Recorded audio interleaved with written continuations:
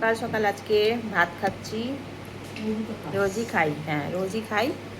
তো আলু সেদ্ধ ঘি দিয়ে খাই। আজকে খাচ্ছি হচ্ছে এই যে থানকুনি পাতা বাটা, শুধু নুন দিয়ে। তো পেটটা ভালো নেই, কদিন ধরেই পেটটা ভালো নেই। তো সেই কারণে এই পাতা বাটা দিয়ে, মা কালকে বেটে রেখেছিল, কালকে খেতে ভুলে গেছি, আজকে খাচ্ছি। আর মাছের ঝাল হয়েছিল, এই দেখো মাথাটা নিয়েছি, এই দিয়ে খাচ্ছি। থানকুনি পাতা খুব ভালো, চিবিয়ে খেলে বেশি ভালো, কিন্তু যেহেতু আমি চিবিয়ে খেতে পারি না, আমার গলায় লাগে, সেই জন্য মা বেটে দিয়েছে, ওটাই খাচ্ছি।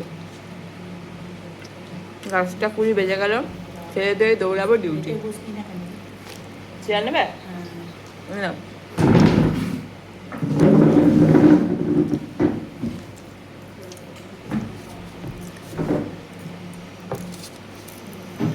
খেয়ে বেরিয়ে যাবো আমি ডিউটি, সেই আসবো 8টার সময়।